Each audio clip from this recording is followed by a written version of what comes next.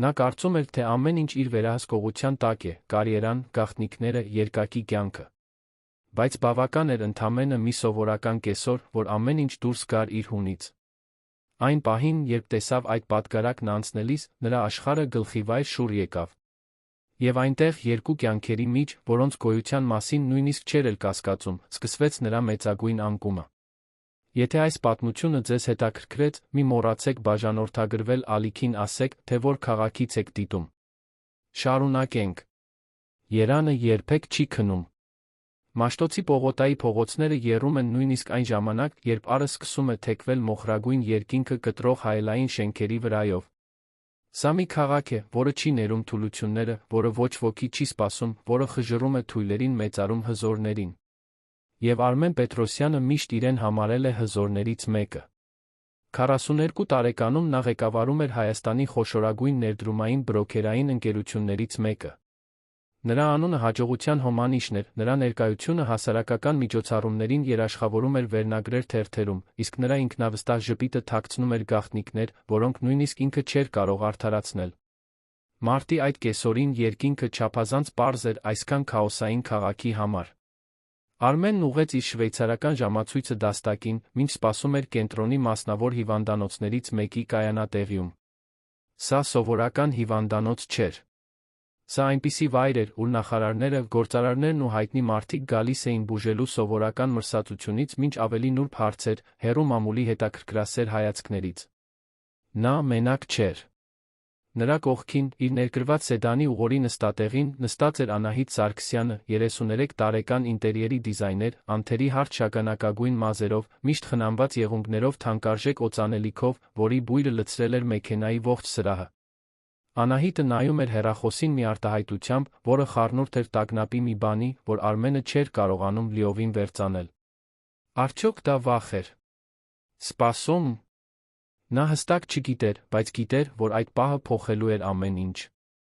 Կամ գոնե այդպես էր նա ասել։ Հըյվեի։ Այդ բառը սկոզանգի պես արձագանքում էր նրա մտքում։ Անահիտը հղի էր, կամ գոնե այդպես էր պնդում։ Եվ այսօր, այդ հիվանդանոցում, նրանք դա կհաստատեին։ Արմենը խորը շունչ քաշեց։ Նա իր կյանքն այսպես չէր պլանավորել։ Տանը կին ուներ, Մարինեն, մի քնքուշ նվիրված կին, որը հոգ էր տանում տան մասին, որը ժպտում էր նույնիսկ այն ժամանակ, երբ նա հազիվ էր նայում նրա աչքերին, որը ընթրիքներ էր պատրաստում, որոնք նա հազվադեպ էր ուտում, քանի որ միշտ վերջին պահին հանդիպում էր ունենում, անհետաձգելի պարտավորություն, գործնական ընթրիք։ Մարինե։ Վերջին շրջանում նա հազիվ էր մտածում նրա մասին։ Երբ էր վերջին անգամ, որ նրանք իսկապես խոսել էին։ Երբ էր վերջին անգամ, որ նա հարցրել էր, թե ինչպես է, ինչ է զգում, ինչի մասին է երազում։ Չէր հիշում։ Եվ հիմա, ահա նա պատրաստվում էր մտնել այդ հիվանդանոցը մեկ այլ կնոջ հետ, մի կնոջ, որը խոստանում էր կրել իր երեխային, մի երեխայի, որը կփոխեր ամեն ինչ, որը կստիպեր նրան կայացնել որոշումներ, որոնք նա ամիսներ շարունակ հետաձգում էր։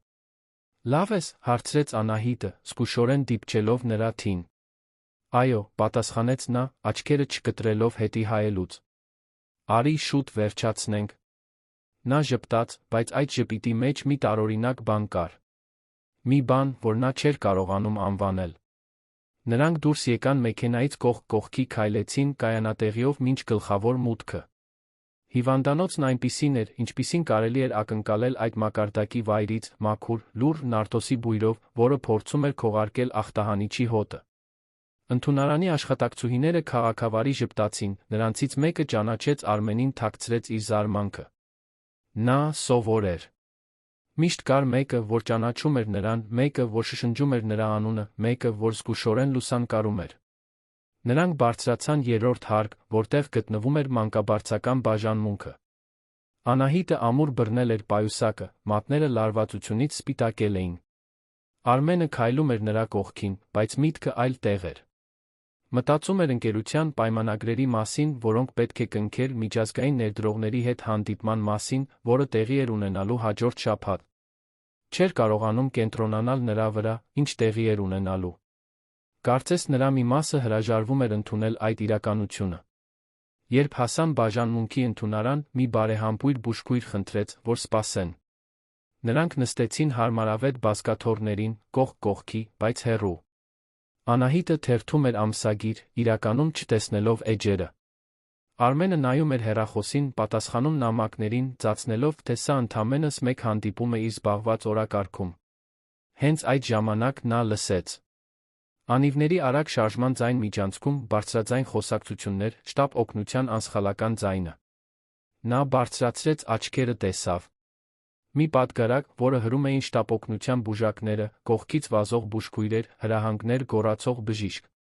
Եվ այդ պատգարակի վրա, գունատ դեմքով, կիսաբաց շուրթերով, փակ աչքերով, պառկած էր Մարինեն։ Աշխարհը կանգ առավ։ Արմենի սիրտը այնքան ուժեղ բաբախեց, որ նա մտածեց, թե բոլորն այնտեղ կարող են լսել։ Նա ակամայից ոտքի կանգնեց, հեռախոսը գցեց գետնին, նույնիսկ չնկատելով, երկու քայլ արեց դեպի միջանցք։ Դա նա էր։ Մարինեն էր։ Նրա կինը։ Բայց ինչ էր նա անում այստեղ։ Ինչու էին նրան շտապ տանում։ Ինչ էր պատահել։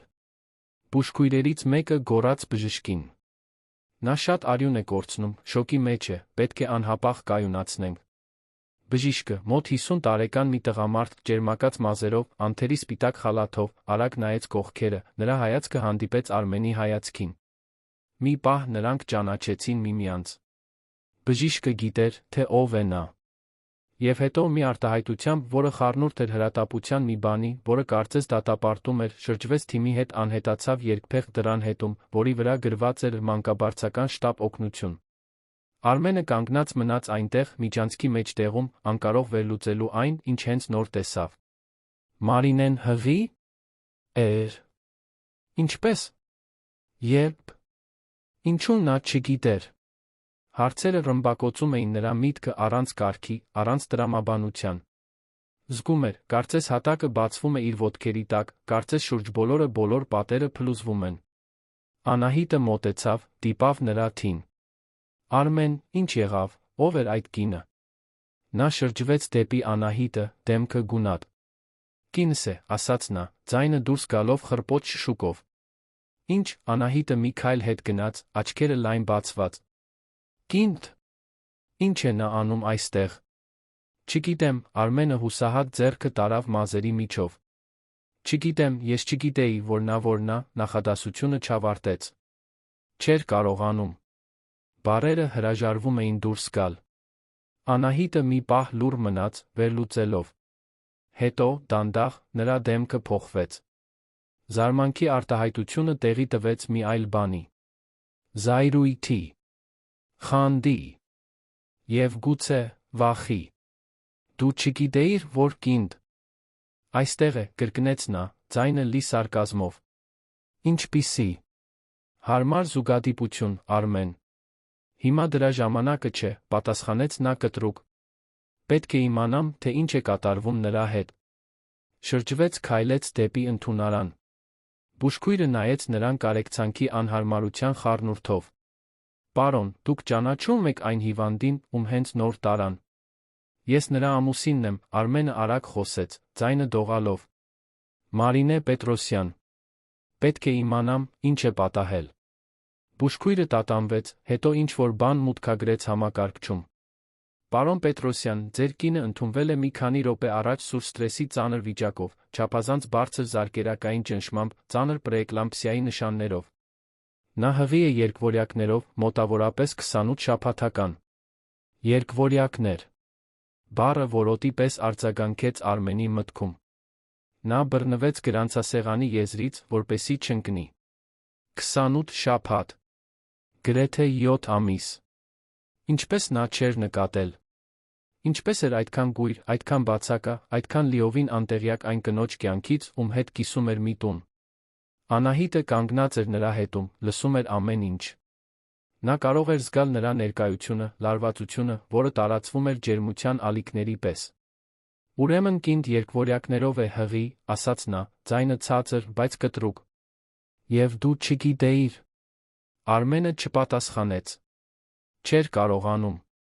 Կարողանում էր մտածել միայն Մարինեի, պատգարակի վրայի այդ գունատ դեմքի, փակ աչքերի, այն մարմնի փխրունության մասին, որին ամիսներ շարունակ հազիվ էր դիպել։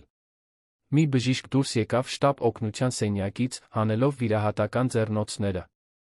Նույն տղամարդն էր, ճերմակած մազերով։ Նա նայեց Արմենին, նրա դեմքը խստացավ։ Պարոն Պետրոսյան, պետք է խոսեմ ձեզ հետ։ Առանձին։ Արմենը գլխով արեց հետեց բժշկին դեպի մի առանձին սենյակ։ Դուռը փակելուց առաջ շրջվեց ասաց Անահիտին. «Սպասիր այստեղ»։ Նա խաչեց ձեռքերը, ակնհայտորեն զայրացած, բայց ոչինչ չասաց։ Սենյակում բժիշկը խաչեց ձեռքերը նայեց Արմենին։ «Ես բժիշկ Հենրիկ Հակոբյանն եմ, ձեր կնոջ դեպքի պատասխանատու մանկաբարձ գինեկոլոգը։ Ես նրան ճանաչում եմ մի քանի տարի, նա նախկինում էլ է եղել իմ հիվանդը։ Պարոն Պետրոսյան, ձեր կինը պայքարում է իր երեխաների կյանքի համար։ Նա այստեղ է հասել ծայրահեղ ծանր վիճակում։ Զարկերակային ճնշումը երկինք է հասել, երկարատ հուզական լքվածության, ծայրահեղ սթրեսի հստակ նշաններ։ Ասացեք ինձ, դուք գիտեիք, որ նա հղի է»։ Արմենը հայացքը խոնարհեց։ «Ոչ», խոստովանեց նա, ձայնը թույլ։ «Չգիտեի»։ «Չգիտեիք», կրկնեց բժիշկ Հակոբյանը, տոնը լի դատապարտմամբ։ «Ձեր կինը 7 ամսական հղի է, պարոն Պետրոսյան։ 7 ամիս։ Եվ դուք չեք նկատել։ Չեք խոսել նրա հետ։ Չեք հարցրել, թե նա լավ է»։ Նա դադար տվեց, խորը շունչ քաշեց։ Նա երկար ժամանակ մենակ է, այնպես չէ՞։ Նա իր մեջ երկու կյանք է կրում, մենակ, մինչդեռ դուք, թույլ տվեք գուշակեմ, չափազանց զբաղված էիք ձեր գործերով։ Արմենը զգաց, թե ինչպես մեղքի զգացումը դաշույնի պես խոցեց նրա կուրծքը։ «Ես», սկսեց նա, բայց չգիտեր ինչ ասել։ Պաշտպանություն չկար։ Արդարացում չկար։ Նա կարող է չապրել, ուղիղ ասաց բժիշկ Հակոբյանը։ Երեխաները նույնպես վտանգի տակ են։ Մենք կանենք ամեն ինչ, ինչ կարող ենք, բայց դուք պետք է հասկանաք իրավիճակի լրջությունը։ Եվ ավելին, դուք այսօր այստեղ ինչի համար էիք, կոնկրետ։ Ես տեսա այն կնոջը, որը ձեզ հետ էր դրսում։ Ինձ սովորական այցելություն չի թվում։ Արմենը լուռ մնաց։ Բժիշկ Հակոբյանը հիասթափված գլուխը թափահարեց։ Պետք չէ պատասխանել։ Ես արդեն ամեն ինչ հասկացա։ Տեսեք, պարոն Պետրոսյան, ես ոչ ոքի դատավորը չեմ։ Բայց որպես բժիշկ, որպես մեկը, ով տեսել է բազմաթիվ կանխարգելելի ողբերգություններ, պետք է ասեմ։ Եթե ձեր կինը ապրի, եթե ձեր երեխաներն ապրեն, դուք ընտրություն ունեք կատարելու։ Որովհետև մինչ այժմ, ինչպես տեսնում եմ, դուք ընտրել եք ամեն ինչ, բացի նրանցից։ Բժիշկը դուրս եկավ սենյակից, Արմենին մենակ թողնելով։ Նա ընկավ աթոռի մեջ, ձեռքերը դրեց դեմքին։ Ամեն ինչ փլուզվում էր։ Կատարյալ կյանքը, որը նա կառուցել էր, հաջողության կերպարը, որն այդքան խնամքով մշակել էր, ամեն ինչ սուտ էր։ Եվ հիմա, նրա կինը այնտեղ էր, կյանքի ու մահվան միջ, գրելով իր երեխաներին, երեխաներ, որոնց գոյության մասին նա նույնիսկ չգիտեր։ Երբ վերադարձավ միջանցք, Անահիտը նրան էր սպասում։ Նա նայեց նրան, բացատրություններ ակնկալելով։ Դե ինչ, հարցրեց նա։ Արմենը նայեց նրան։ Պետք է այստեղ մնամ, ասաց նա։ Կինս նա տատանվեց։ Ծանր վիճակում է։ Անահիտը խաչեց ձեռքերը։ Իսկ մենք ինչ։ Մեր երեխան։ Մեր երեխան, կրկնեց Արմենը, նրա տոնի մեջ մի բան ստիպեց Անահիտին հետ քաշվել։ Անահիտ, մենք պետք է անալիզներ հանձնենք։ Եկ ամեն ինչ հաստատենք։ Նա տատանվեց, բայց համաձայնեց։ Գնացին այն սենյակ, որտեղ նշանակված էր հանդիպումը։ Բժշկուհին, որը նրանց ընդունեց, արդյունավետ էր, պահանջեց անհրաժեշտ անալիզները, տվեց սովորական հարցեր։ Անահիտը ամեն ինչին վստահ պատասխանեց, ցույց տվեց նախորդ սոնոգրաֆիաները, որոնք բերել էր, խոսեց ախտանիշների մասին։ Արմենը լսում էր ամեն ինչ, կարծես ջրի տակ լիներ, ձայները խուլ էին, հեռու։ 1 ժամ անց բժշկուհին վերադարձավ արդյունքներով։ Եվ հենց այդ ժամանակ ամեն ինչ վերջնականապես փլուզվեց։ Օրիորդ Սարգսյան, սկսեց բժշկուհին, տոնը զգույշ։ Անալիզները ցույց են տալիս, որ դուք հղի չեք։ Երբեք չեք եղել։ Լռություն։ Այնքան խիտ լռություն, որ կարծես ծծում էր սենյակի ողջ օդը։ Ինչ, Արմենն առաջինը խոսեց, շրջվելով դեպի Անահիտը։ Նա գունատ էր, աչքերը լայն բացված։ Բայց սոնոգրաֆիաները, սկսեց նա կակազել։ Բժշկուհին վերցրեց այն նկարները, որոնք Անահիտը բերել էր, ուշադիր զննեց։ Այս նկարները իրական չեն, ասաց նա, քնքուշ, բայց հաստատակամ։ Դրանք մոնտաժված են։ Կեղծ են։ Արմենը ցատկով ոտքի կանգնեց։ Դու ստեցիր, ասաց նա, ձայնը դուրս գալով վտանգավոր ցածր տոնով։ Դու ստեցիր այս ամբողջ ընթացքում։ Անահիտը նույնպես ոտքի կանգնեց, արցունքները սկսեցին հոսել։ Արմեն, ես կարող եմ բացատրել։ Ինչ բացատրես, գոռաց նա, ստիպելով բժշկուհուն հետ քաշվել։ Դու հղիություն ես կեղծել։ Ինչով։ Ինձ մանիպուլյացիայի ենթարկելու համար։ Ինձ ստիպելու համար, որ թողնեմ կնոջս։ Անահիտը ավելի բարձր լացեց, բայց Արմենը խղճահարություն չզգաց։ Զգում էր զայրույթ, դավաճանություն, զզվանք։ Ինչպես էր այդքան կույր եղել։ Ինչպես էր հավատացել ամեն ինչին առանց հարց տալու։ Առանց իրական ապացույցներ պահանջելու։ Դուրս արի այստեղից, ասաց նա, մատնացույց անելով դուռը։ Դուրս արի հիմա, քանի դեռ անվտանգությանը չեմ կանչել։ Այլս երբեք չեմ ուզում տեսնել քո երեսը։ Երբեք։ Անահիտը տատանվեց, բերանը բացեց խոսելու, բայց նա ընդհատեց նրան։ Գնա, Անահիտ։ Վերջացավ։ Նա լացակումած դուրս վազեց։ Արմենը մնաց այնտեղ, դողալով զայրույթից ամոթից։ Բժշկուհին քնքշորեն դիպավ նրա թին։ Պարոն, գուցե ավելի լավ է մի փոքր նստեք։ Նա գլուխը թափահարեց։ Պետք է տեսնեմ կնոջս, ասաց նա։ Պետք է նրա հետ լինեմ։ Վերադարձավ մանկաբարձական շտաբ օգնության բաժանմունք, բայց դեռ թույլ չէին տալիս ներս մտնել։ Մնաց միջանցքում։ Քայլում էր այս ու այն կողմ, անկարող տեղում կանգնելու։ Ժամեր անցան։ Արը մայր մտավ դրսում, քաղաքը վառեց իր լույսերը, Արմենը մնաց այնտեղ սպասելով, աղոթելով, խնդրելով մի շանս, որին գուցե արժանի չէր։ Հավանում եք այս պատմությունը։ Ասացեք ինձ ձեր կարծիքը այս պատմության մասին, թե ինչպես եք կարծում, այն կավարտվի։ Գիշերը ծանր իջավ Երանի վրա, բայց հիվանդանոցի ներսում ժամանակը կարծես կանգ էր առել իր սեփական չափման մեջ, որտեղ րոպեները ձգվում էին ժամերի պես, ամեն վայրկյանը կրում էր հավերժության ծանրությունը։ Արմենը շարունակում էր նստել միջանցքի անհարմար աթոռին, արմունկները հենած ծնկներին, ձեռքերը միահյուսված, աչքերը հառած հիվանդանոցի փայլուն հատակին։ Մարդիկ անցնում էին, բժիշկներ, բուժքույրեր, այլ հիվանդների հարազատներ, բայց նա ոչ ոքի չէր տեսնում։ Նա կորել էր մտքերի լաբիրինթոսում, որոնք ներսից մասնատում էին նրան։ Ինչպես էր հասել այստեղ։ Ինչպես էր դարձել այն մարդը, որն այժմ էր, այդքան հեռու այն մարդուց, որը մի ժամանակ եղել էր։ Հիշում էր, թե երբ էր ծանոթացել Մարինեի հետ, 8 տարի առաջ, ընդհանուր ընկերոջ ավարտական երեկույթին։ Նա կրում էր կապույտ զգեստ, պարզ, բայց որն ընդգծում էր նրա շագանակագույն աչքերն ու ամաչկոտ ժպիտը։ Նա երեկույթի ամենագեղեցիկ կինը չէր, ամենաշխեղը չէր, բայց նրա մեջ մի բան կար, որն անմիջապես գրավեց նրան։ Մի լույս։ Մի անկեղծ քնքշություն, որը հազվադեպ էր թվում դիմակներով լի աշխարհում։ Նրանք խոսեցին ամբողջ գիշեր։ Նա գրականության ուսուցչուհի էր, սիրահարված պոեզիային, պաշտում էր Հովհաննես Թումանյանին պարույր սակին։ Փայլող աչքերով խոսում էր իր աշակերտների մասին, այն մասին, թե ինչպես է հավատում կրթության փոխակերպող ուժին։ Արմենը հմայվել էր։ Նա այնքան տարբեր էր այն կանանցից, որոնց սովորաբար հանդիպում էր գործարար շրջանակներում, փառասեր, հաշվենկատ կանանցից, որոնց հետաքրքրում էր միայն կարգավիճակն ու փողը։ Մարինեն իրական էր։ Նա անկեղծ էր։ Եվ մի որոշ ժամանակ նա նույնպես անկեղծ էր նրա կողքին։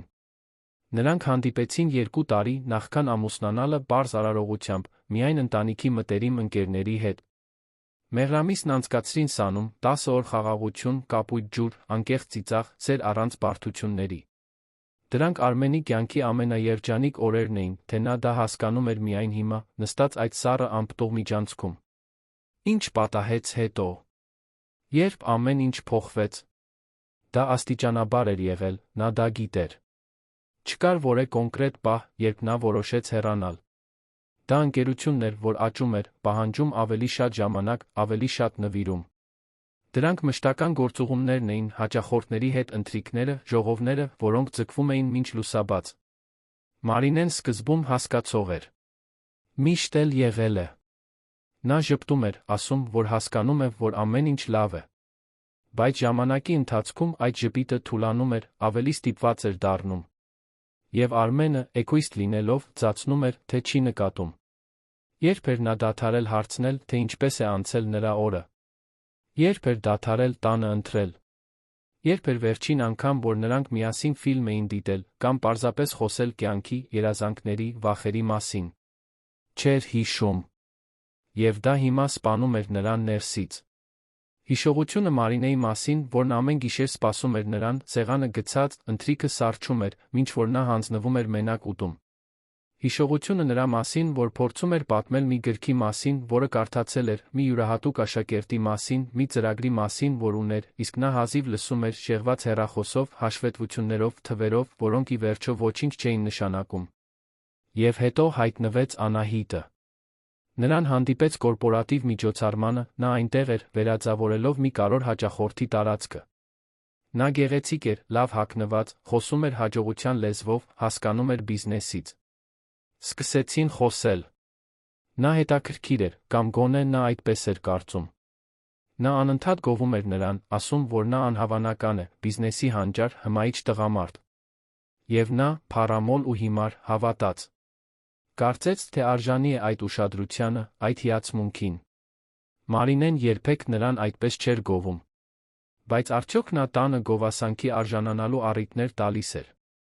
Արդյոք նա Մարինեին վերաբերվում էր որպես մեկի, ով արժանի է իր լավագույնին։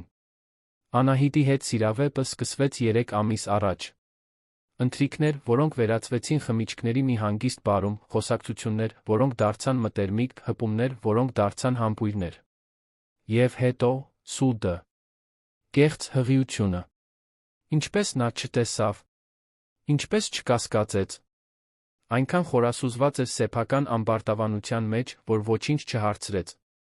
Ընդունեց այն ամենը, ինչ նա ասաց, ապագա պլանավորեց նրա հետ, մինչդեռ իր իսկական կինը, այն կինը, ում խոստացել էր սիրել պաշտպանել, տառապում էր լռության մեջ։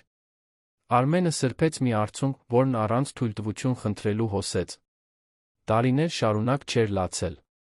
Մոռացել էր, թե ինչ է զգալ այդ ցավը կրծքում, այդ կոկորդի սեղմումը։ Բայց հիմա այնտեղ Մարինեին այն երեխաներին կորցնելու հնարավորության առաջ, որոնց գոյության մասին նույնիսկ չգիտեր, մնացել էր միայն ցավը։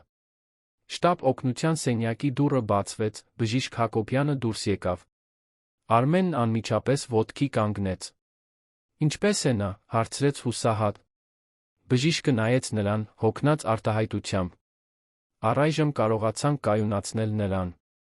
Ճնշումը վերահսկվում է, բայց դեռ ծանր վիճակում է։ Երեխաները դիմանում են, բայց իրավիճակը նուրբ է։ Ցանկացած լրացուցիչ սթրես կարող է լուրջ բարդություններ առաջացնել։ Կարող եմ տեսնել նրան, հարցրեց Արմենը։ Բժիշկ Հակոբյանը տատանվեց։ Նա քնաբերների տակ է, անգիտակից։ Բայց այո, կարող եք տեսնել նրան։ Սակայն, պարոն Պետրոսյան, պետք է հստակեցնեմ։ Ձեր կինը խոցելի է։ Երբ արթնանա, նրան պետք կլինի հանգստություն, աջակցություն, սեր։ Նրա կյանքում այլս սթրես չպետք է լինի։ Հասկանում եք, թե ինչ եմ ասում։ Արմենը գլխով արեց։ Հասկանում եմ։ Բժիշկը նրան ուղեկցեց դեպի հիվանդասենյակ։ Դա առանձին սենյակ էր, բաց գույնի պատերով, լայն պատուհանով, որը նայում էր լուսավորված քաղաքին։ Եվ այնտեղ, մահճակալին, լարերի, մոնիտորների սարքերի մեջ, պառկած էր Մարինեն։ Նրա դեմքն էլ ավելի գունատ էր արհեստական լույսի տակ, շագանակագույն մազերը փռված էին բարձին, նուրբ ձեռքերը հանգչում էին թեթակի կլորացած փորի վրա, որը նա երբեք չէր նկատել։ Արմենը դանդաղ մոտեցավ, կարծես վախենում էր կոտրել նրան մի կտրուկ շարժումով։ Աթոռ քաշեց, նստեց մահճակալի կողքին։ Զգուշորեն վերցրեց նրա ձեռքը, զգաց սառը մաշկը։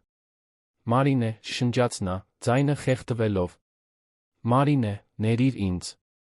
Ներիր ինձ ամեն ինչի համար։ Որ չեմ տեսել։ Որ չեմ հարցրել։ Որ այստեղ չեմ եղել։ Նա, իհարկե, չպատասխանեց։ Շարունակում էր այնտեղ մնալ, մեղմ շնչելով, կուրծքը բարձրանում իջնում էր սարքերի կողմից վերահսկվող կայուն ռիթմով։ Արմենը մնաց այնտեղ, բռնած նրա ձեռքը, լուռ լաց լինելով։ Իրեն նրան խոստացավ, որ եթե երկրորդ հնարավորություն ունենա, ամեն ինչ այլ կերպ կլինի։ Կլինի այն տղամարդը, որին նա արժանի է, այն հայրը, որի կարիքն ունեն իր Երեխաները։ Ժամերն անցան։ Արմենը այնտեղից չհեռացավ։ Քնեց աթոռի վրա, արթնացավ պատուհանից ներս թափանցող առավոտյան լույսից։ Մարինեն դեռ անգիտակից էր։ Մի բուժքույր մտավ ստուգելու կենսական նշանները, գրառումներ արեց թղթապանակում դուրս եկավ առանց որևէ բան ասելու։ Արմենը ոտքի կանգնեց, ձգեց ցավացող մարմինը, բայց չգնաց։ Չէր կարող։ Նորից չէր լքելու նրան։ Գնաց սենյակի լոգարան, լվաց դեմքը, նայեց հայելու մեջ։ Տեսավ մի մարդու, որին հազիվ ճանաչեց։ Խորը պարկեր աչքերի տակ, չսափրված մորուք, խառնված մազեր, ճմրթված հագուստ։ Նա նման չէր այն հզոր ինքնավստահ գործարարին, որին բոլորը ճանաչում էին։ Նա պարզապես նման էր վախեցած, զղջացող, հուսահատ մարդու։ Երբ վերադարձավ սենյակ, բժիշկ Հակոբյանն այնտեղ էր, զննում էր Մարինեին։ Բարի լույս, պարոն Պետրոսյան։ Կարողացաք հանգստանալ։ Ոչ այնքան, պատասխանեց Արմենը։ Ինչպես է նա։ Կայուն։ Դա լավ նշան է։ Բայց դեռ չեմ կարող կանխատեսել, թե երբ կարթնանա։ Նրա մարմինը վերականգնվում է տրավմայից։ Պետք է համբերատար լինենք։ Արմենը գլխով արեց։ Բժիշկ, պետք է իմանամ։ Երեխաները, նրանք լավ են։ Բժիշկ Հակոբյանը վերցրեց շարժական սոնոգրաֆիայի սարքը, գելքսեց Մարինեի փորին, զգուշորեն շարժեց տվիչը։ Էկրանին երացին երկու փոքրիկ ձեր, երկու սրտեր, որոնք բաբախում էին համաչափ ռիթմով։ Նայեք, ասաց նա, մատնացույց անելով։ Մի տղա, մի աղջիկ։ Նրանք լավ են դիմանում, հաշվի առնելով հանգամանքները։ Արմենը զգաց, թե ինչպես մի բան կոտրվեց իր ներսում։ Մի տղա, մի աղջիկ։ Իր երեխաները։ Կյանք, որը նա օգնել էր ստեղծել, բայց որը լքել էր նույնիսկ նախքան իմանալը, որ նրանք գոյություն ունեն։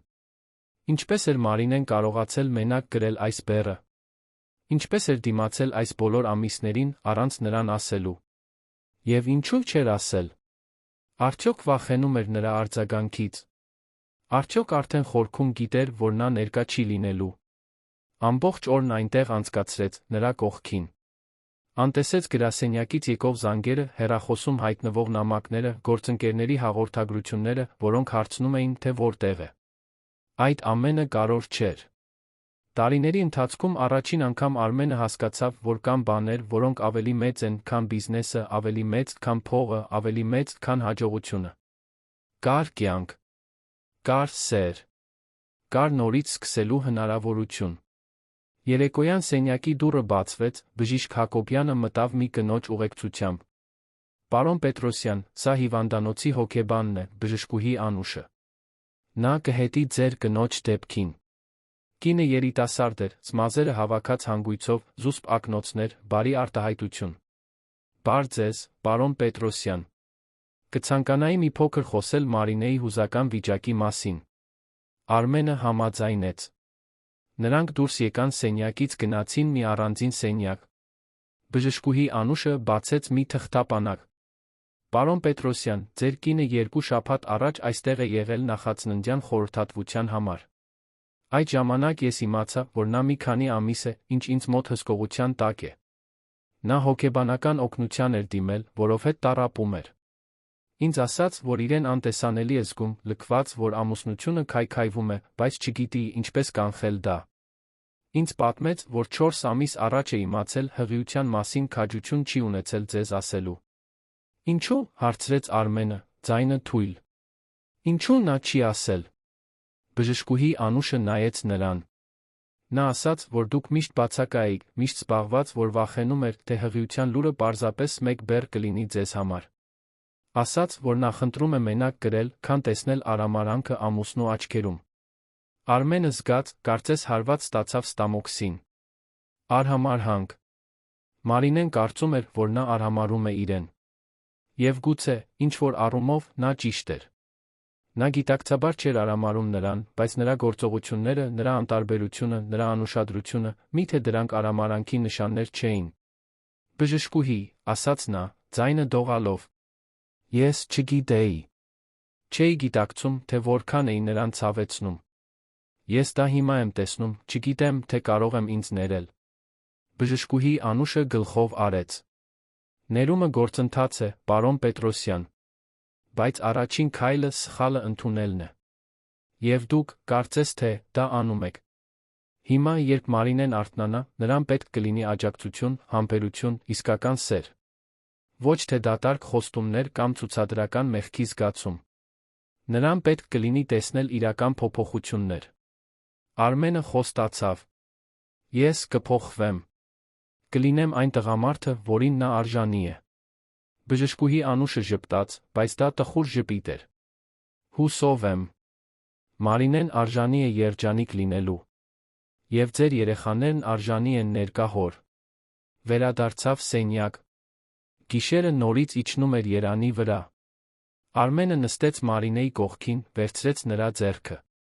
Սկսեց խոսել կամաց, պատմելով նրան այն ամենը, ինչ զգում էր, ինչ մտածում էր, ինչ ուզում էր փոխել։ Չգիտեր, նա կարող է լսել իրեն, բայց պետք է ասեր։ Պետք է դուրս հաներ այդ ամբողջ բեռը, այդ ամբողջ մեղքի զգացումը, այդ ամբողջ ցավը։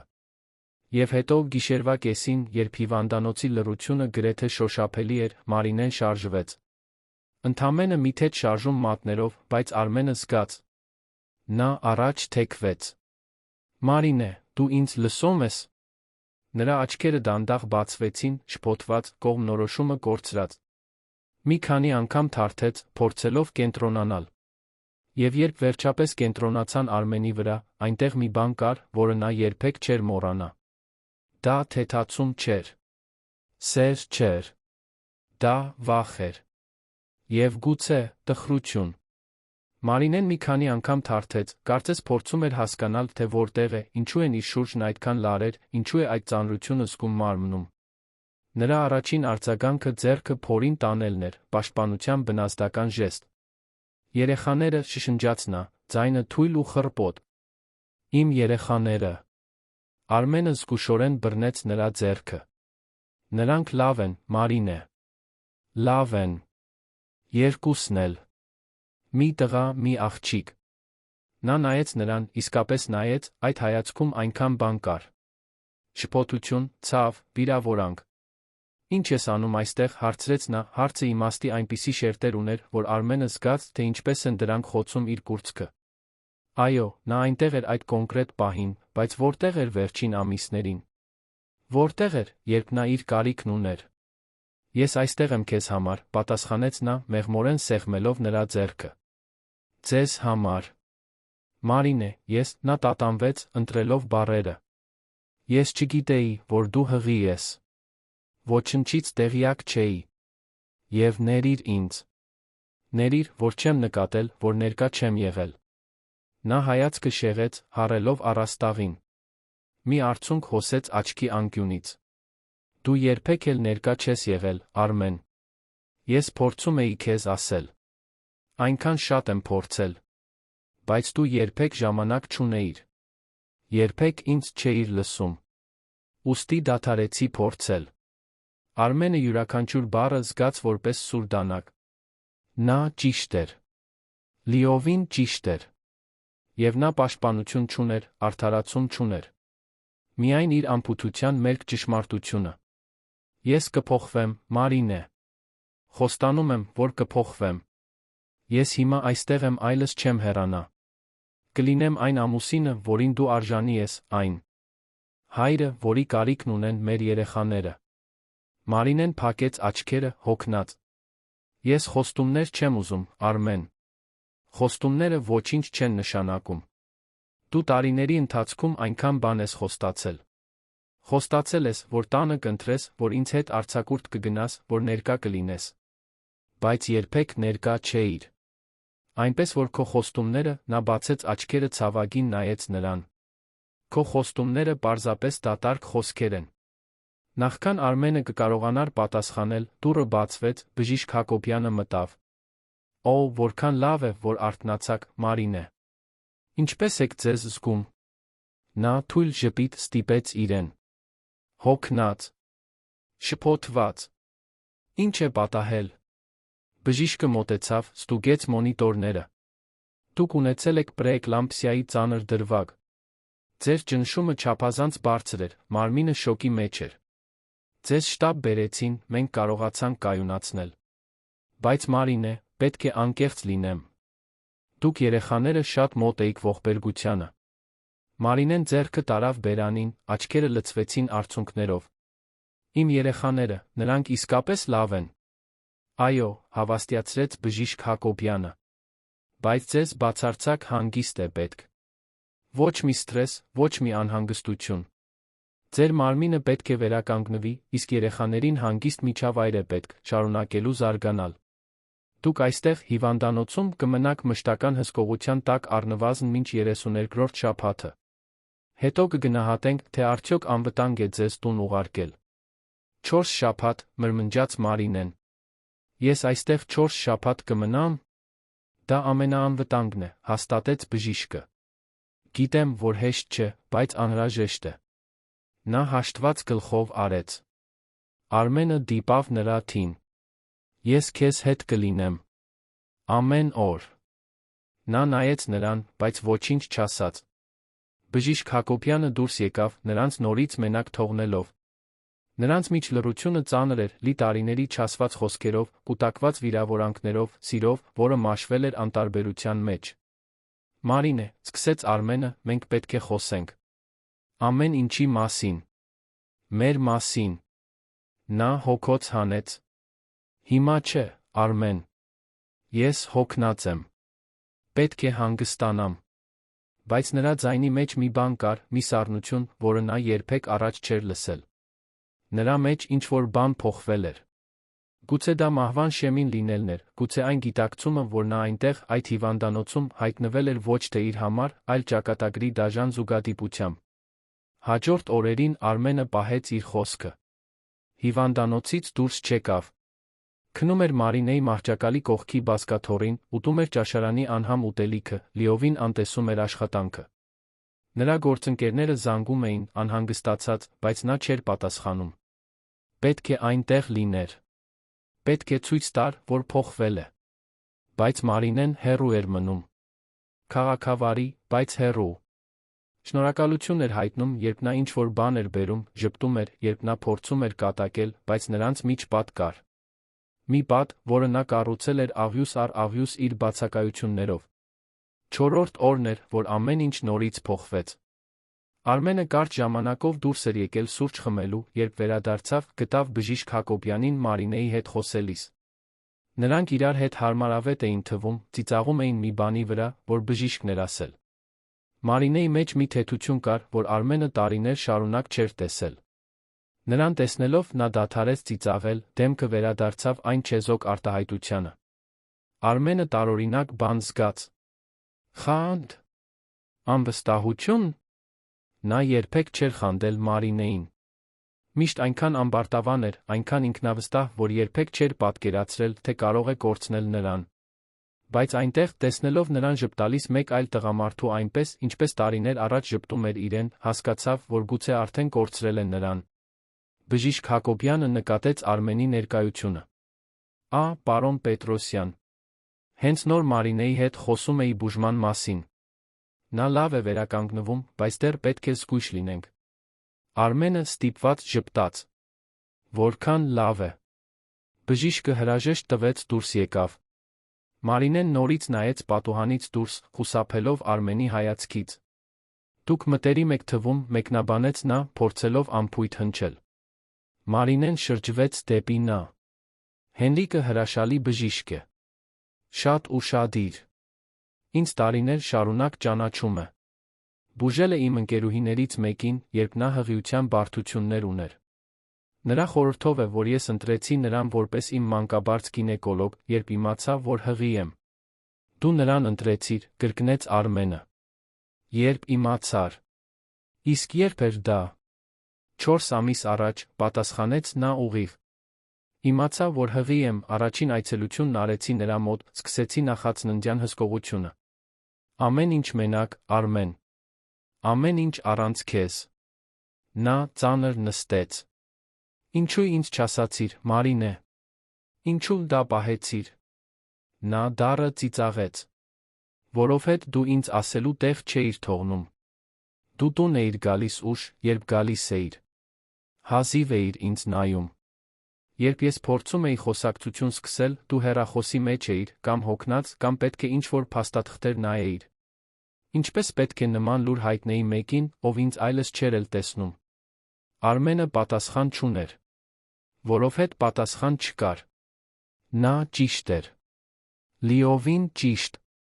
Մարինե, նորից փորձեց նա։ Ես գիտեմ, որ սխալվել եմ։ Գիտեմ, որ ձախողվել եմ քո հանդեպ բոլոր հնարավոր ձերով։ Բայց ես հիմա այստեղ եմ։ Եվ ուզում եմ ուղղել ամեն ինչ։ Ուզում եմ, որ մենք հնարավորություն ունենանք։ Երեխաների համար։ Մեզ համար։ Մարինեն նայեց նրան, աչքերը արցունքոտ։ Երեխաների համար, կրկնեց նա։ Դու ուզում ես ուղղել երեխաների համար։ Իսկ եթե երեխաները չլինեին, Արմեն։ Իսկ եթե ես հղի չլինեի, դու այստեղ կլինեիր։ Դու ինձ մոտ կվերադառնայիր։ Թե կշարունակեիր քո կատարյալ կյանքը, քո կարևոր հանդիպումներով, քո կանգ առավ, ձայնը կոտրվելով։ Ինչ, քաջալերեց Արմենը, բայց արդեն գիտեր, թե ուր է նա տանում։ Քո մյուս կանանցով, ավարտեց նա։ Դու կարծում ես, ես չգիտեի։ Դու կարծում ես, ես այդքան միամիտ եմ։ Ես գիտեի, Արմեն։ Զգում էի քո տարբեր օծանելիքի բույրից, այն հաղորդագրություններից, որոնք թաքցնում էիր, այն ժպիտներից, որոնք տալիս էիր հեռախոսին, երբեք չէիր տալիս ինձ։ Ես գիտեի։ Եվ այնուամենայնիվ մնացի։ Որովհետև սիրում էի քեզ։ Որովհետև հավատում էի, որ դու ինձ մոտ կվերադառնաս։ Բայց դու չվերադարձար։ Դու միայն ավելի հեռացար։ Արմենը զգաց, թե ինչպես աշխարհը փլուզվեց։ Նա գիտեր։ Այս ամբողջ ընթացքում նա գիտեր։ Եվ այնուամենայնիվ, նա մնացել էր։ Տառապել էր լռության մեջ։ Գրել էր այդ ցավը մենակ։ Մարինե, ասաց նա, ձայնը խեղդվելով։ Ես արդարացումներ չունեմ։ Դու ճիշտ ես։ Ամեն ինչում։ Ես եսասեր էի, ամբարտավան, դաժան։ Քեզ ցավեցրի բոլոր հնարավոր ձերով։ Իսկ այն կինը նա խորը շունչ քաշեց։ Հղի չէր։ Նա ստել է։ Ամեն ինչ կեղծել է։ Իմացա այն օրը, երբ դու այստեղ ընդունվեցիր։ Մարինեն զարմացած նայեց նրան։ Նա ստել է։ Նա գլխով արեց։ Այո։ Երբեք հղի չի եղել։ Ամեն ինչ մանիպուլյացիա էր։ Ինձ քեզնից հեռացնելու համար, երի։ Կամ ինձ միայն իրենը դարձնելու։ Չգիտեմ։ Բայց վերջացավ։ Ես ամեն ինչ ավարտեցի։ Ես հիմա միայն քեզ եմ ուզում, Մարինե։ Միայն իմ ընտանիքն եմ ուզում։ Նա երկար լուռ մնաց։ Հետո շշնջաց։ Բայց դա այդքան էլ հեշտ չէ, Արմեն։ Դու չես կարող պարզապես վերադառնալ սպասել, որ ամեն ինչ լավ լինի։ Ոչ այս ամենից հետո։ Ես փոխվել եմ։ Ես այլս այն կինը չեմ, որն ընդունում էր ուշադրության փշրանքներ։ Որը ծածնում էր, թե ամեն ինչ լավ է, երբ ներսից մասնատվում էր։ Այդ Մարինեն մահացել է։ Իսկ նա, ով հիմա այստեղ է, նա դիպավ փորին, գրելով մեր երեխաներին, մեկ այլ մարդ է։ Ավելի ուժեղ մեկը։ Ով գիտի իր արժեքը։ Արմենը զգաց, թե ինչպես են արցունքները հոսում իր դեմքով։ Եվ դու իրավունք ունես այդպիսին լինելու։ Իրավունք ունես ինձ չվստահելու։ Բայց Մարինե, խնդրում եմ, ինձ մի հնարավորություն տուր ապացուցելու, որ փոխվել եմ։ Մի հնարավորություն լինելու այն տղամարդը, որին դու արժանի ես։ Նա հայացքը շեղեց։ Չգիտեմ, թե կարող եմ, Արմեն։ Չգիտեմ, թե իմ մեջ դեռ ինչ-որ բան մնացել է քեզ համար։ Հենց այդ պահին դուռը կտրուկ բացվեց։ Մի կին ներս մտավ, էլեգանտ, կատաղած։ Անահիտն էր։ Արմենը ցատկով ոտքի կանգնեց։ Ինչ ես անում այստեղ։ Դուրս արի հիմա։ Անահիտը անտեսեց նրան, ուղիղ նայելով Մարինեին։ Ուրեմն դու ես հայտնի կինը։ Խեղճուկը։ Զոհը։ Մարինեն վախեցած նայեց նրան։ Դուք ո՞վ եք։ Ես այն կինն եմ, ում քո ամուսինն իսկապես սիրում է, թունոտ ասաց Անահիտը։ Այն կինը, ում հետ նա անցկացնում էր գիշերները, մինչ դու տանը նստած խղճուկ սպասում էիր նրան։ Մարինեն գունատվեց։ Արմենը առաջ եկավ, բռնելով Անահիտի թը։ Դու հիմա դուրս կգաս, թե՞։ Անվտանգությանը կանչեմ։ Անահիտը կտրուկ պոկվեց։ Դու ինձ պարտական ես սա, Արմեն։ Ինձ բացատրություն ես պարտական։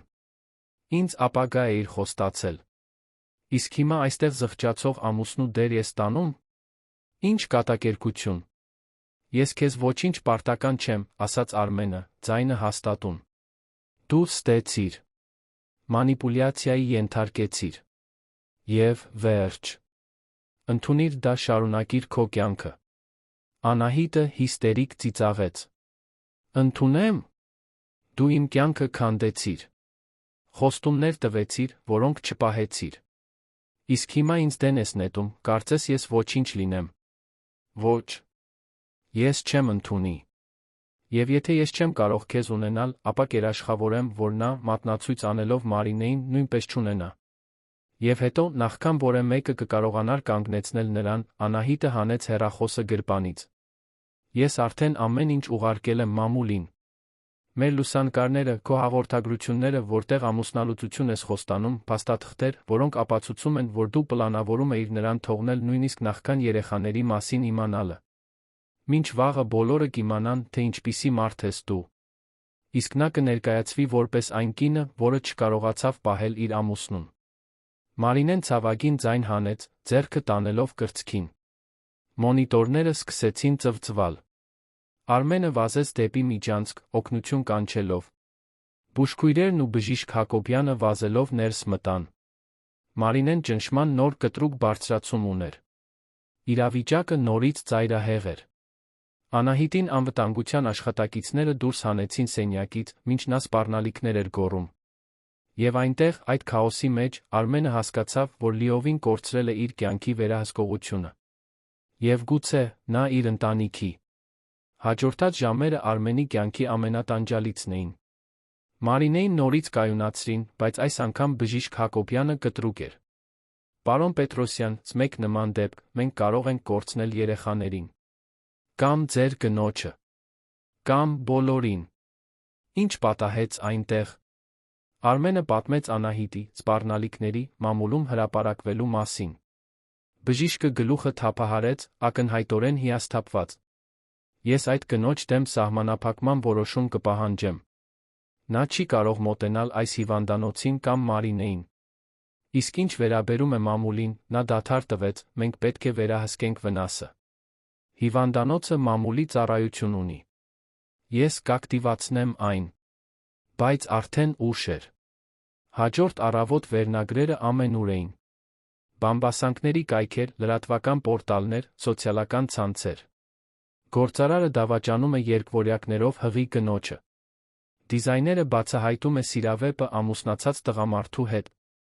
Արմենի Անահիտի լուսանկարները ռեստորաններում գրկախառնված, ժպտալիս։ Հաղորդագրություններ, խմբագրված, համատեքստից դուրս, որոնք նրան ներկայացնում էին որպես սառը հրեշ, որը պլանավորում էր լքել հիվանդ կնոջը։ Անահիտի կողմից կառուցված պատմությունը կործանարար էր։ Այն Մարինեին ներկայացնում էր որպես զոհ, բայց նա որպես կին, որը չկարողացավ պահել իր ամուսնուն։ Իսկ Արմենին որպես բացարձակ չարագործ։ Այն ընկերությունը, որտեղ աշխատում էր Արմենը, արագ գործեց։ Զանգեցին վաղ առավոտյան, խորհրդի նախագահի ձայնը խիստ էր։ Արմեն, դու հեռացված ես։ Անհապաղ։ Մինչ այս սկանդալը չլուծվի, դու այլևս չես ներկայացնում այս ընկերությունը։ Արմենը փորձեց վիճել, բայց ապարդյուն։ Հեռախոսը անջատեցին նրա երեսին։ Ժամերի ընթացքում նրա հեղինակությունը ոչնչացվեց։ Տարիների կարիերայի կառուցում, հանրային կերպար, ամեն ինչ ջուրն ընկավ։ Բայց տարօրինակ կերպով Արմենը այնքան էլ չանհանգստացավ, որքան պատկերացնում էր։ Նրա միակ մտահոգությունը Մարինեն ու երեխաներն էին։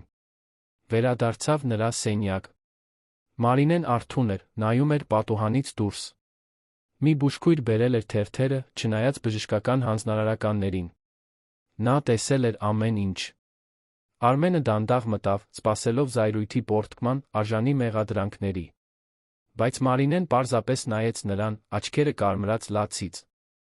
Ճիշտ էին, հարցրեց նա, ձայնը թույլ։ Ամուսնալուծության մասին հաղորդագրությունները։ Դու պատրաստվում էիր ինձ թողնել։ Արմենը նստեց, անկարող դիմանալու նրա հայացքին։ Այո, խոստովանեց նա։ Մի պահ եղել է, որ մտածել եմ դրա մասին։ Երբ կույր էի, կորած, կարծում էի, թե այն դատարկ կյանքը, որով ապրում էի, այն է, ինչ ուզում էի։ Բայց Մարինե, ես երբեք ոչ մի իրական քայլ չեմ արել։ Երբեք փաստաբան չեմ փնտրել, երբեք ոչինչ կոնկրետ չեմ սկսել։ Որովհետև խորքում միշտ իմացել եմ, որ դու ես։ Միշտ դու ես եղել։ Մարինեն տխուր ծիծաղեց։ Բայց դա բավարար չէր, այնպես չէ՞։ Իմանալ, որ ես եմ։ Դու մինույն է ինձ դավաճանեցիր։ Մինույն է ինձ լքեցիր։ Մինույն է ինձ ստիպեցիր զգալ, որ ես ոչինչ չարժեմ։ Նա չպատասխանեց։ Ասելու բան չկար։ Նա ճիշտ էր։ Լիովին ճիշտ։ Նա փակեց աչքերը, հոգնած։ Ուզում եմ, որ գնաս, Արմեն։ Ինձ տարածք է պետք։ Պետք է մտածեմ։ Բայց Մարինե, երեխաները, սկսեց նա։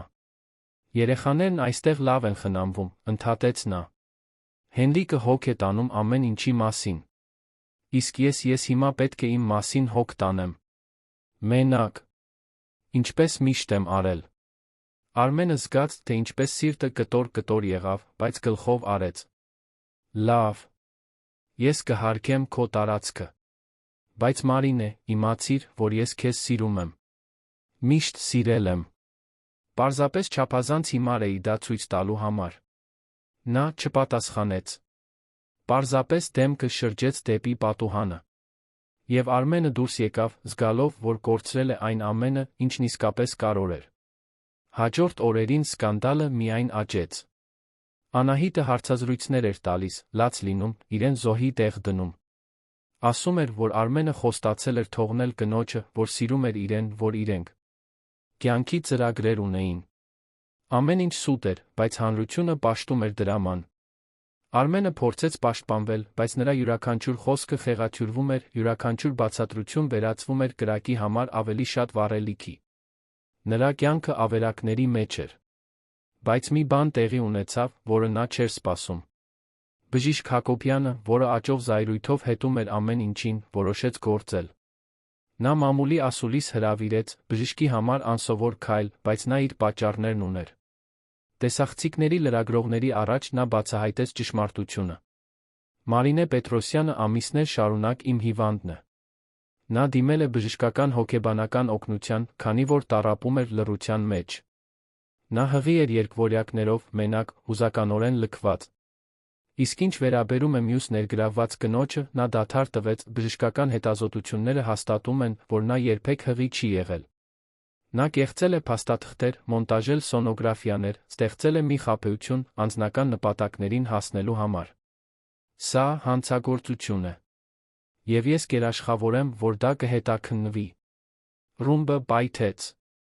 Այժմ պատմությունը փոխվեց։ Անահիտը զոհից վերածվեց չարագործի։ Դատական գործեր սկսեցին հայտնվել։ Զրպարտություն, փաստաթղթերի կեղծում, խարդախություն։ Նա փորձեց պաշտպանվել, բայց ապացույցներն անհերքելի էին։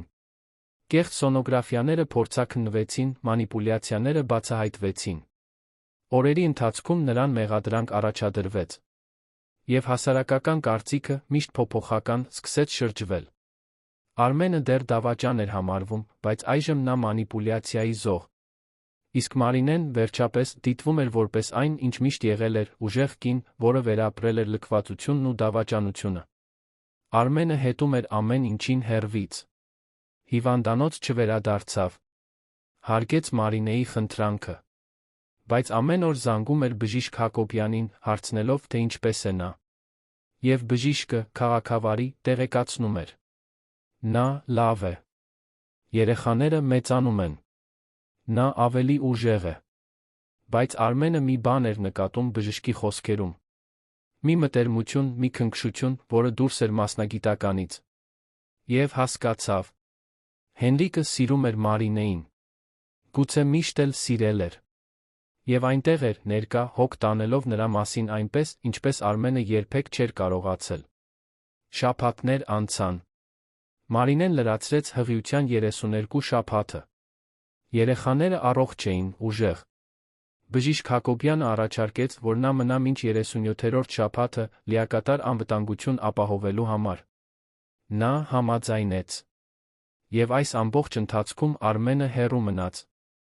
Ծաղիկներ էր ուղարկում, որոնք ընդունվում էին անձնակազմի կողմից, բայց երբեք չէին մեկնաբանվում։ Նամակներ էր ուղարկում, որոնք չգիտեր, կարդացվում են, թե ոչ։ Ապրում էր զղջման հուսահատ հույսի միջանկյալ վիճակում։ Հունիսյան մի կեսօր, երբ ձմեռը սկսում էր իր դեմքը ցույց տալ երանում, Արմենը զանգ ստացավ։ Բժիշկ Հակոբյանն էր։ Պարոն Պետրոսյան, Մարինեի ծննդաբերությունը սկսվել է։ Հիմա է տեղի ունենում։ Մտածեցի, պետք է իմանաք։ Արմենը չմտածեց։ Վազեց դեպի հիվանդանոց, սիրտը բաբախում էր ինչպես երբեք։ Երբ հասավ, ուղիղ գնաց ծննդատուն։ Մի բուժքույր փորձեց կանգնեցնել նրան, բայց բժիշկ Հակոբյանը հայտնվեց։ Թողեք նրան մտնի։ Նա հայրն է։ Արմենը մտավ ծննդաբերության սենյակ։ Եվ այնտեղ Մարինեն էր, քրտնած, դժվարությամբ շնչելով, բռնած մի բուժքրոջ ձեռքը։ Նրան տեսնելով, նա կանգ առավ, աչքերը լայն բացված։ Ինչ ես անում այստեղ, հարցրեց նա կծկումների մեջ։ Ես պետք է այստեղ լինեի, պատասխանեց Արմենը։ Մեր երեխաների համար։ Քեզ համար։ Մարինեն պատրաստվում էր պատասխանել, բայց մեկ այլ կծկում եկավ։ Բժիշկ Հակոբյանը ստանձնեց ղեկավարումը։ Մարինե, դուք շատ լավ եք։ Եվս մի քանի կծկում, կհանդիպեք ձեր երեխաներին։ Արմենը մնաց այնտեղ անզոր դիտելով, թե ինչպես է իր սիրելի կինը պայքարում այն կյանքի համար, որը նրանք միասին ստեղծել էին։ Եվ վերջապես, այն բանից հետո, ինչը հավերժություն թվաց, մի լաց արձագանքեց սենյակում։ Առաջին երեխան մի աղջիկ, փոքրիկ, բայց ուժեղ թոքերով։ Րոպեներ անց, երկրորդը մի տղա, նույնքան կատարյալ։ Բժիշկ Հակոբյանը մաքրեց նրանց, ստուգեց, ժպիտով հայտարարեց. Նրանք կատարյալ են։ Լիովին առողջ։ Մարինեն լացեց, թեթացումից, հյուծվածությունից, սիրուց։ Արմենը նույնպես լացեց, տեսնելով այդ երկու մանրիկ կյանքերը, որոնք իր մի մասն էին, Մարինեի մի մասը, մի բանի մի մասը, որն ավելի մեծ էր, քան իր գործած ցանկացած սխալ։ Բժիշկ Հակոբյանը երեխաներին բերեց Մարինեի մոտ, որը նրանց բռնեց ակնածալից քնքշությամբ։ Իմ երեխաները, շշնջաց նա։ Իմ երեխաները։ Արմենը դանդաղ մոտեցավ։ Կարող եմ, հարցրեց նա տատանվելով։ Մարինեն նայեց նրան, հետո երեխաներին, հետո նորից նրան։ Եվ գլխով արեց։ Արմենը վերցրեց տղային, զգաց թեթ քաշը, ջերմությունը, բաբախող կյանքը։ Դա ամենաանհավանական բանն էր, որ երբեք զգացել էր։ Նայեց Մարինեին, այդ պահին այն ամենը, ինչ կարող էր, այնտեղ էր։ Այդ երեխաները։ Այդ կինը։ Այդ նորից սկսելու հնարավորությունը։ Բայց Մարինեն խոսեց, ձայնը հոգնած, բայց հաստատուն։ Արմեն, նրանք քո երեխաներն են։ Միշտ կլինեն։ Եվ դու միշտ ողջունված կլինես նրանց կյանքում։ Բայց ես, նա դադար տվեց, դեռ չգիտեմ, թե կարող եմ քեզ ներել։ Չգիտեմ, թե կարող եմ նորից վստահել։ Արմենը գլխով արեց, արցունքները ազատ հոսում էին։ Ես հասկանում եմ։ Եվ ես կսպասեմ։ Որքան էլ որ անհրաժեշտ լինի։ Ես կապացուցեմ, որ փոխվել եմ։ Ոչ թե խոսքերով, այլ գործերով։ Նա ժպտաց, բայց դա տխուր ժպիտ էր։ Կտեսնենք։ Հաջորդ օրերին Արմենը ներկա էր։ Այցելում էր ամեն օր, օգնում էր երեխաների հետ, բերում էր այն, ինչ պետք էր Մարինեին։ Բայց հուզական հեռավորություն էր պահում, հարգելով նրա սահմանները։ Եվ դիտում էր։ Դիտում էր, թե ինչպես է բժիշկ Հակոբյանը նույնպես այցելում, միշտ ուշադիր, միշտ բարի։ Դիտում էր, թե ինչպես է Մարինեն ժպտում նրան այնպես, ինչպես ուրիշ ոչ ոքի չէր ժպտում։ Եվ հասկացավ, որ գուցե կորցրել է իր հնարավորությունը։ Մեկ շաբաթ անց Մարինեին դուրս գրեցին։ Արմենը առաջարկեց նրան տուն տանել, բայց նա քաղաքավարի մերժեց։ Հենրիկը ինձ կտանի։ Եվ կօգնի ինձ առաջին օրերին երեխաների հետ։ Արմենը զգաց խանդը, ցավը, բայց նա խորը հասկացողություն։ Նա արժանի էր մեկին, ով միշտ նրան առաջին տեղում կդներ։ Եվ գուցե, այդ մեկը ինքը չէր։ Այն առավոտ, երբ Մարինեն դուրս եկավ հիվանդանոցից, Արմենն այնտեղ էր։ Օգնեց երեխաներին դնել մանկասայլակների մեջ, համոզվեց, որ ամեն ինչ կարգին է։ Եվ նախքան նա կնստեր Հենրիկի մեքենան, բռնեց նրա ձեռքը։ Մարինե, ես գիտեմ, որ սխալվել եմ։ Գիտեմ, որ գուցե արդեն շատ ուշ է։ Բայց ուզում եմ, որ իմանաս։ Ես կլինեմ լավագույն հայրը, որը կարող եմ լինել մեր երեխաների համար։ Եվ եթե մի օր որոշես ինձ երկրորդ հնարավորություն տալ։ Նա շշնջաց։ Բայց հիմա ես կապրեմ։ Ես երջանիկ կլինեմ։ Իմ երեխաների համար։ Ինձ համար։ Արմենը գլխով արեց, բաց թողեց նրա ձեռքը։ Եվ դիտեց, թե ինչպես է մեքենան հեռանում, տանելով իր ընտանիքը, իր սիրտը, իր քավության հնարավորությունը։ Բայց առաջին անգամ նա ընդունեց։ Ընդունեց իր արարքների հետանքները։ Ընդունեց, որ ոչ ամեն ինչ կարելի է ուղղել։ Եվ ընդունեց, որ Մարինեն արժանի է երջանիկ լինելու, նույնիսկ եթե դա իր հետ չլինի։ Ամիսներ անցան։ Արմենը ներկա հայր էր։ Պարբերաբար այցելում էր երեխաներին, մասնակցում էր առօրյային, օգնում էր ֆինանսապես հուզականորեն։ Եվ կամաց-կամաց վերականգնեց հարաբերությունները Մարինեի հետ։ Ոչ թե որպես ամուսին կին, այլ որպես համացնողներ, որպես ընկերներ, որպես երկու մարդ, որոնք երբես սիրել են իրար, հիմա սովորում են հարգել միմյանց։ Եվ այո, Մարինեն ու Հենրիկը մտերմացան։ Նա միշտ այնտեղ էր, հոգ տանելով, սիրելով, լինելով այն, ինչ Արմենը երբեք չէր եղել։ Եվ թե դա ցավեցնում էր, Արմենը ուրախանում էր։ Որովհետև Մարինեն երջանիկ էր։ Իսկապես երջանիկ։ Եվ մի կեսօր, երկվորյակների ծնունդից գրեթե 1 տարի անց, Մարինեն փնտրեց Արմենին։ Նրանք հանդիպեցին մի սրճարանում։ Նա տարբեր էր, պայծառ, կենդանի։ Ուզում եմ, որ իմանաս, սկսեց նա, որ ես քեզ ներել եմ։ Չեմ մոռացել, երբեք չեմ մոռանա։ Բայց ներել եմ։ Որովհետև այս բեռը գրելը ինձ լավություն չի անում։ Եվ մեր երեխաներն արժանի են ծնողների, որոնք պատերազմի մեջ չեն ապրում։ Արմենը զգաց, թե ինչպես մի բան թուլացավ կրծքում։ Շնորհակալ եմ, Մարինե։ Շնորհակալ եմ ամեն ինչի համար։ Որ դու այնպիսին ես, ինչպիսին կաս։